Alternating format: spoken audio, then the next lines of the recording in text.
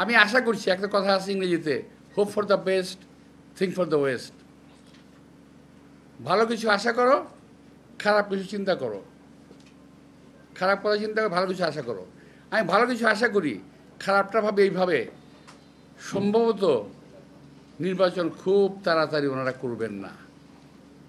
আমি তার কোনো লক্ষণ আমি দেখি না।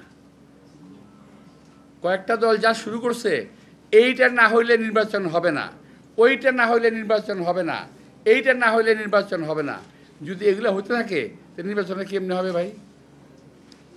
কেউ কেউ বলেই ফেলেছেন যে আমরা নির্বাচনে যাব না। আরে ভাই, কয়েকদিন আগে হইলে আপনার নির্বাচনে গেলেই কি না গেলেই কি? আপনাকে চিন্ত কেনা বাংলাদেশে?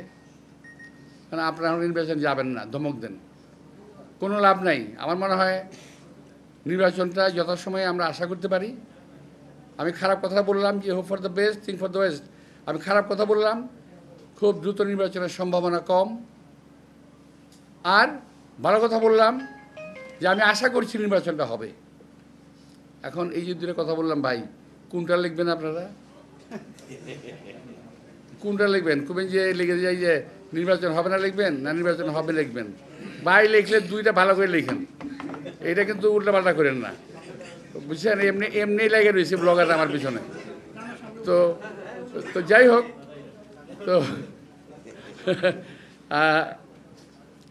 আর একটা কথা ভাই, সাংবাদিক মাধ্যমে বলি, আমার সম্পর্কে এই বেশ ভালো ভালো কথা আজকাল ব্লগাররা লিখতেছে। তো এখন আমি মনে মনে খুব চিন্তা করলাম, বেটারা আমার বিরুদ্ধে এভাবে উল্টোপাল্টা কথা লিখতেছে, খুব আজে বাজে কথা লিখতেছে। মনটা খারাপ হয়ে যায়, আসলে খারাপ হয়ে যায়। কিন্তু দেখলাম ও মা আমি না, আমাদের মির্জা ফখরুল ইসলামগুলো ধরছে, তারপরে দেখলাম খসরু সাহেবেরও ধরছে, তারপর দেখলাম সালাউদ্দিন সাহেবেরও ধরছে, আমার ভাতিজা ইশতাক সাহেবের ইশতাকরা ধরছে। আমাদের গতকাল দেখলাম অ্যাক্টিং চেয়ারম্যান তারেক রহমান সাহেবকেও বলছে, ওটা বলছে আরেক লোক। অর্থাৎ আপনি খেয়াল করে দেখেন, অন্য কোনো জুনিয়র নেতার সম্বন্ধে কিন্তু কিছু বলতেছে না, শুধুমাত্র যারা বিএনপির মধ্যে একটু মানুষজন লাইক করে, পছন্দ করে যাদেরকে, এদের বিরুদ্ধে লিখতেছে কয়েকটা লোক। এবং আমি মনে করি এই লোকগুলো দেশ এবং জাতির শত্রু।